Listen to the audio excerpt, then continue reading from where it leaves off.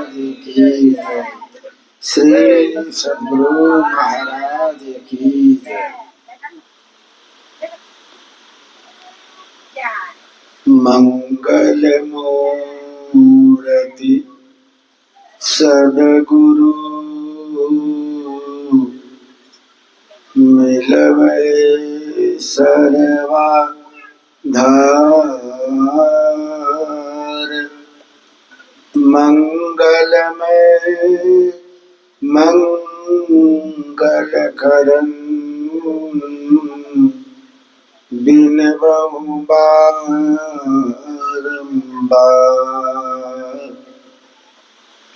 धन्य धन्य सद्गुरु सुखद महिमा कही न जाय। जो कछु कहूँ तुम्हारी कृपा मोते कछु न बसाय।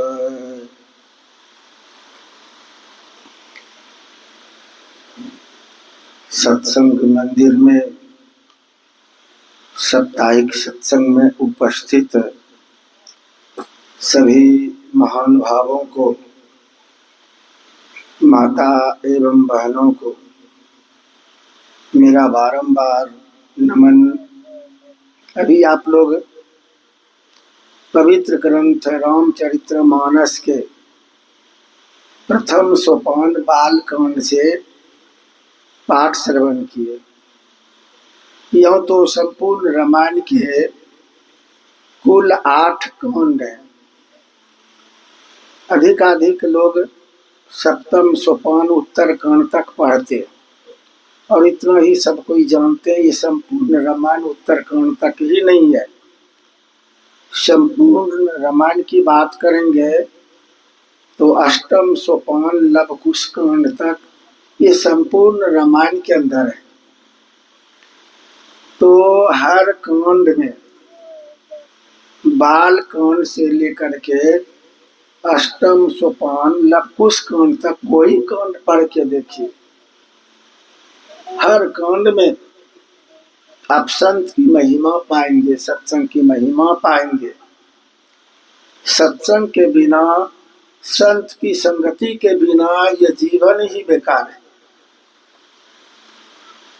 इसलिए अभी जो बालकांड से श्रवण किए, सुनी समुझहि जन मुदित मन, मज्जहि अति अनुराग, लहई चारि फल अछत तनु साधु समाज प्रयाग।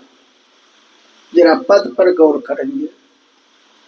गोस्वामी तुलसीदास जी महाराज की बुद्धि कितनी तीव्र है। पंक्ति का तो रचना किए, लेकिन उसमें हकीकत बात कैसे जोड़ दिए। सत्संग बहुत जगह हो रहा है, सब सत्संग ही बोलते, जहां भी जाते मत मतंग का कमी नहीं धरती पर। सब बोलते हैं सत्संग सत्संग, बड़ा बड़ा बोलते हैं सत्संग, बड़ी भीड़ होती है। अब पूछने पर कोई ज्ञान नहीं हुआ है, मांस मछली खा रहा है, नशा में डूबे हुए। दिल्ली तरफ भी निरंकारी मत, कुल मत चला है, बड़ी भीड़ है और खाते पीते सब। कितने लोग सत्संग सुने तो प्रभावित भी हुए। बहुत इस तरह का मत मतंग हो गया है। उधर झारखंड में देवघर में ठाकुर जी हुए, ठाकुर अनुकूल चंद। तो हम लोग प्रोग्राम में तो सब जगह जाते हैं। असम तरफ जब गए तो बड़ी भीड़ हुई। लोग दर्शन करने के लिए, मिलने के लिए आए, असमी लोग, बंगाली लोग, और बोलते हैं बाबा हम लोग भी सत्संगी। मैंने कहा कि इससे बढ़कर के और क्या होगा। मनुष्य शरीर पा करके सत्संगी बने हैं, बड़े भाग पाइया सत्संगा बिनु प्रयास हो या भवभंगा। आप लोग महान है, सत्संग अपना लिए हैं, चाहे कहीं है, महान है। बातचीत के क्रम में सब कहते हम लोग सब कुछ खाते पीते, मैंने कहा कि सब चौपट। कौन सत्संगी जो सब कुछ खाते पीते हैं? जरा सा यहाँ ध्यान रखिए, तब कुछ बात समझ में आएगी। कैसे कैसे धरती पर लोग हैं, मत हैं, उपदेशक हैं, सबको लोग संत ही मान लेते। तो कहने का यहाँ भाव था, जो गोस्वामी तुलसीदास महाराज की वाणियां भी सुने, सुनी समुझही जन मुदित मन, मज्जहि अति अनुराग, लहई चारि फल अछत तनु।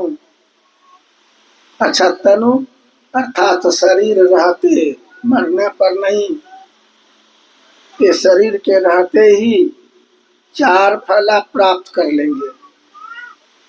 अर्थ, संपत्ति, लक्ष्मी आ जाएगी। धर्म, एकमात्र सत्संग से ही जीवन में धर्म होता है, वरना जितने तरह का अनुष्ठान पूजा पाठ है आप समझेंगे तो आप स्वतः कहेंगे कि उसमें धर्म नहीं, अधर्म हो जाता है। और सत्संग शुद्ध है, जिसमें अधर्म नहीं होता, केवल धर्म होता है। तो अर्थ, धर्म, काम अर्थात सब इच्छा की पूर्ति, और चौथा नंबर में मोक्ष पालेंगे, सबसे बड़ा सुख। लेकिन जरा पद पर गौर कीजिए, कह तो दिए कि सुनिए, इस कदर सुनिए कि बात समझ में आ जाए, और बात समझ में आ जाए उसको जीवन में उतारिए, तब 4 फल प्राप्त कर पाए। लेकिन सुनना कहाँ है, इसी को समझना था। उसमें जोड़ दिए गोस्वामी तुलसीदास जी महाराज, सुनी समुझई जन मुदित मन, मज्जहि अति अनुराग, लहई चारि फल अछत। साधु समाज प्रयाग, साधु समाज प्रयाग में जहां तहां जिनका मन तिनका सुनने से नहीं होगा। आजकल तो बहुत लोग हो गए हैं वक्र मार्गी, लोग भी भाषण पट्टू हो गए। एक माइक दीजिए ना, 1 घंटा झाड़ देगा। उनका कर्म बढ़िया नहीं है, उनका खान पान बढ़िया नहीं है, उनका चाल ढाल ठीक नहीं है। उनकी संगति करने से आपका धर्म नाश होगा, बाकी 4 फल प्राप्त कर लेंगे। इसीलिए जोड़ दिए साधु समाज। साधु समाज अर्थात जो शुद्ध है, वैष्णव है, पवित्र है, साधना करते, ऐसे समाज में आप बैठ करके आनंद मन से सत्संग सुनेंगे, समझेंगे, जीवन में उतार लेंगे, तब 4 फल के हकदार होंगे। ये कह रहे गोस्वामी तुलसीदास जी महाराज। तो मैं कह रहा था, और आप लोगों को भी पता होगा कि इस धरती पर कितने मत मतंग हैं, लेकिन सबसे श्रेष्ठ है ये संत मत। वेद, उपनिषद, गीता, रामायण, 18 पुराण, 26 शास्त्र, ये जितने भी धार्मिक ग्रंथ हैं, सबका निचोड़ है ये संत मत। और धरती पर जितने एक पर एक महान संत हुए हैं, उन्हीं का समास रूप में जो ज्ञान का प्रचार होता है, वही है संत मत। ये अलग नहीं है वेद उपनिषद से, गीता रामायण से, संत महापुरुषों से अलग नहीं है। और संत मत के सत्संग में प्रधानता है बिंदुनाद। दो पार्ट्स हैं सत्संग के, बाहरी सत्संग और आंतरिक सत्संग। अभी जिस सत्संग में बैठे हैं सुनने समझने के लिए, इससे विवेक होता है। क्या खाना चाहिए, क्या नहीं खाना चाहिए, क्या कर्म करना चाहिए, क्या कर्म नहीं करना चाहिए, ये सारा का सारा ज्ञान ये बाहरी सत्संग से होता है।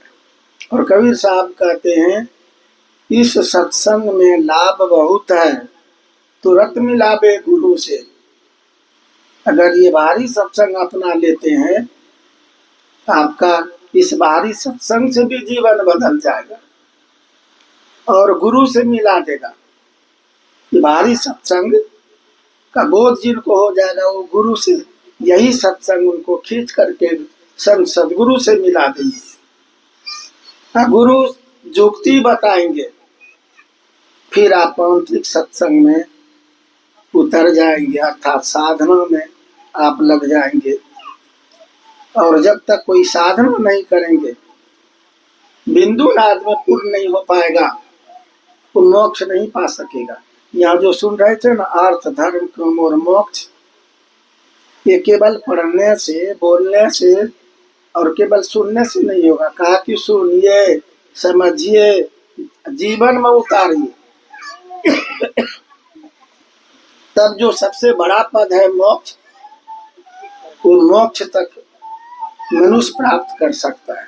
कुछ कमी रहा नहीं, सब कोई संपत्ति चाहते हैं, इसी के लिए कहाँ कहाँ लोग डेरा लगाए हुए। तो एक नंबर पर संपत्ति, क्योंकि कर्म में सुधार हो जाएगा तो जो कमाएंगे आप वो लेकर के घर आएंगे।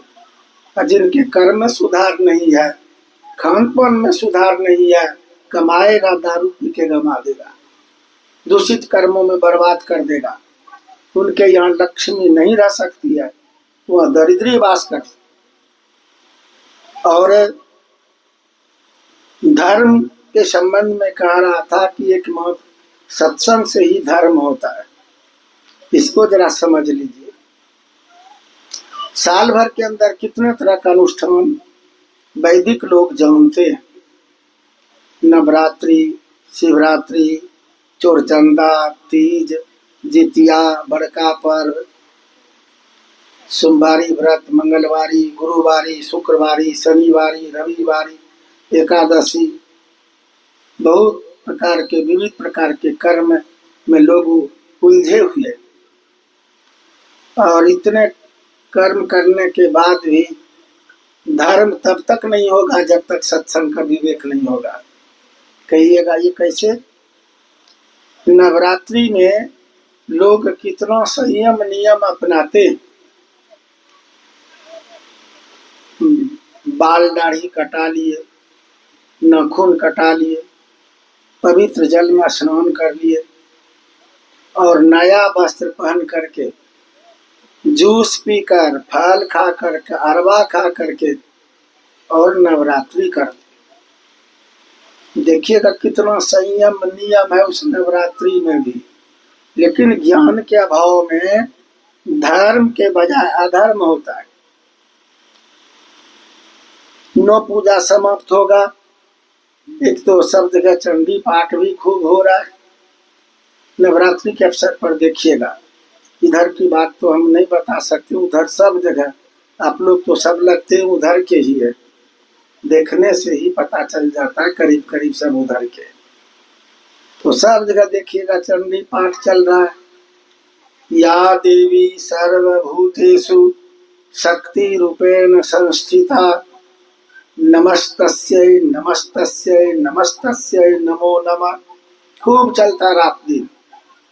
जजमान और पंडित जी दोनों मिल करके उसमें लगे हुए, और ज्ञान किसी को नहीं हो पाया। इसी मंत्र को दोहराते हैं। ऐसे तो दुर्गा सप्तशती का ही ये मंत्र है, और दुर्गा सप्तशती मार्कंडेय पुराण का कुछ अंश है। जो 18 पुराण में एक पुराण है मार्कंडेय पुराण, उसी का कुछ अंश दुर्गा सप्तशती है। और दुर्गा सप्तशती से ये लोग चंडी पाठ करते। तो इस तरह का तो पाठ करते, लेकिन समझ में बात नहीं आती। या देवी सर्वभूतेषु हे देवी सब भूतों में, या देवी सर्वभूतेषु शक्ति रूपेण, हे देवी सब भूतों में शक्ति रूप में तू ही स्थिर हो। या देवी सर्वभूतेषु शक्ति रूपेण स्थिता, नमस्तस्यै नमस्तस्यै नमस्तस्यै नमो नमः। इसलिए तुम्हें बारंबार नमस्कार है, नमस्कार है, नमस्कार। सब भूतों में, सब प्राणी में कहते हैं कि शक्ति रूप में तू ही हो देवी, इसलिए तुम्हें बारंबार नमस्कार है।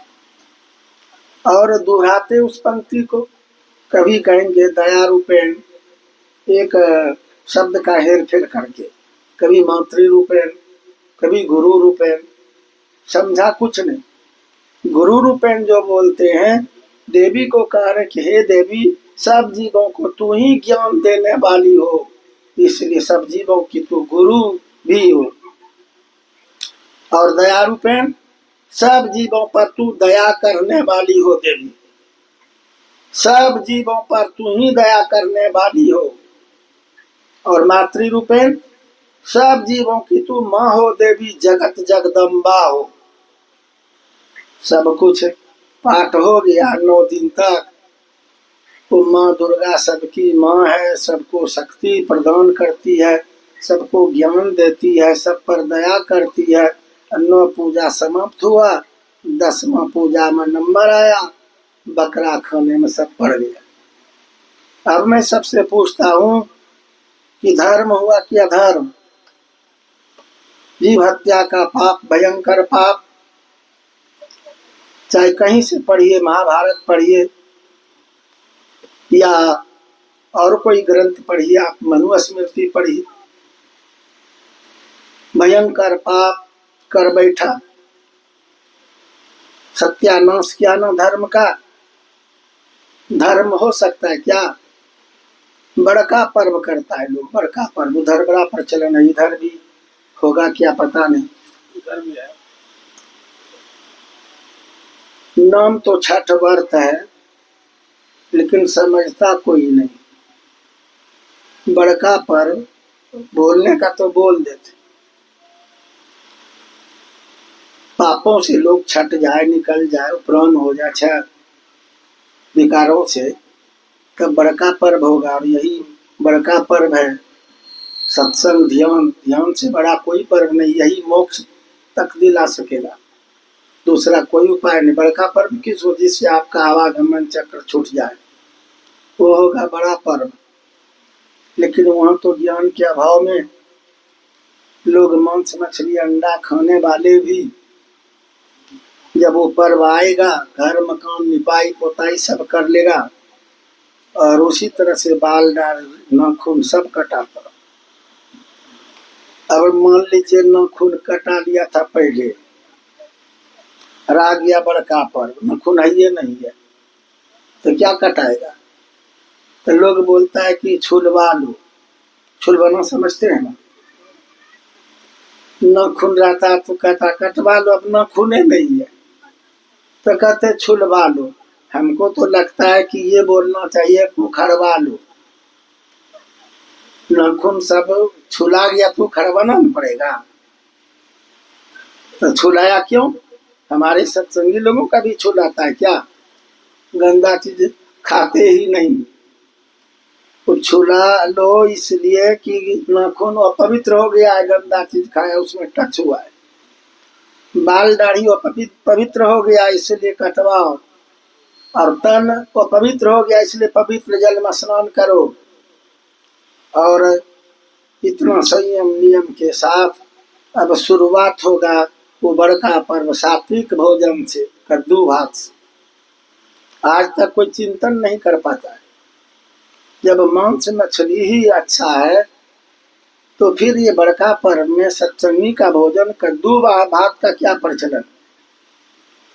तो कद्दू भात ठीक है, एक दिन कद्दू भात खाया, दूसरा दिन फिर उपवास, रात दिन। और कभी गौर किए, जिस चूल्हा पर मांस मछली बना था वो चूल्हा नहीं चाहिए बड़का पर्व में, वो सूप भी नहीं चाहिए, लोहिया भी नहीं चाहिए, सब बदल लिया नहीं। तब सूप डलिया उठाता है, और जिस दिन निस्तार है उस दिन सब चौपट कर दिया। कहेगा आज तो खाने पड़ेगा, कोई वेद उपनिषद में लिखा हुआ है कि आज खाना पड़ेगा, लेकिन ये बुद्धि की कमी है। सो लोग बोलता है कि आज खाना पड़ेगा। अब सोचिए, जो इतना संयम नियम अपनाया और अंत में जाकर के सब चौपट कर दिया, धर्म हुआ अधर्म कर बैठा। कबीर साहब कहते हैं, तिल भर मछली खाए के कोटि गौ करे दान, काशी करबट ले मरे तो भी नरक निदान।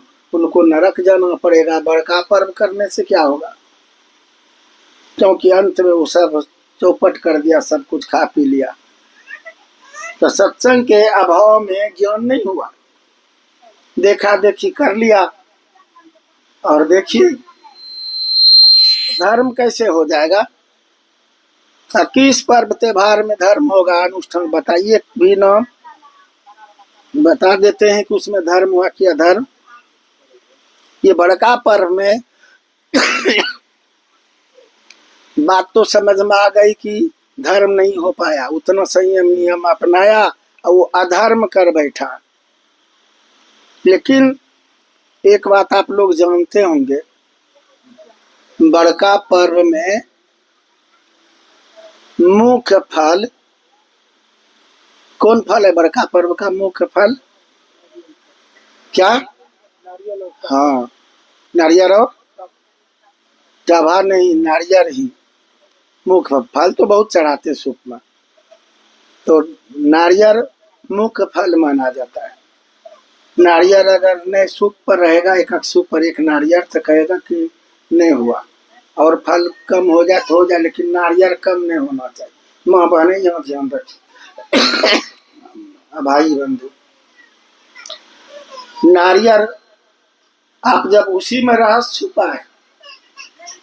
नारियल कोई भी खरीदते हैं तो बजा खरीदते, बजा खरीदते ना कि आवाज है कि नहीं नारियल में, और आवाज किन की आवाज, उसमें पानी है वही ना आवाज करेगा, पानी है ना। जिस नारियल में आवाज नहीं, सोचिएगा खराब है, उसको नहीं खरीदिएगा। तो बजा के देख लिए, आवाज है तो आप समझ गए कि सही है। लेकिन अब मैं पूछता हूँ, वो पानी के चलते नारियल का कीमत हुआ, तो वो पानी कहाँ पर है? 3 पर्दा के भीतर है। मूल रहस्य तो यही समझना है। बड़का पर्व जो आप बोलते हैं, वो पानी 3 पर्दा के भीतर है, और पानी का कोई आकार भी नहीं होता है। जिसमें डाल दीजिए वो आकार लेगा। बाल्टी में डाल दीजिए पानी, बाल्टी का आकार ले लेगा। सुराही में पलट दीजिए, सुराही का आकार लेगा। लोटा में, थाली में, जिसमें दीजिए वो आकार लेगा। तो परमात्मा 3 पर्दा के भीतर बैठे हैं। नारियल का ऊपर वाला छिलका हटाते एक पर्दा, फिर एक पर्दा निकलता है कठोर वाला, फिर उसको हटाते हैं। उसके भीतर में फिर वो जो खाते हैं गरी, 3 पर्दा हुआ। अब 3 पर्दा के भीतर में वो परमात्मा, जिनको हम लोग कहते 3 पर्दा के भीतर हैं, पर्दा हटाने पर ही साक्षात्कार होगा। तो वही मतलब 3 पर्दा के भीतर में उनको जानिएगा, तबे ना बड़का पर्व होगा। तो लोग ये जान नहीं पाते हैं, बस बाहरी बाहरी कर्मों में रह जाते हैं। ध्यान करेगा तब ना जान पाएगा।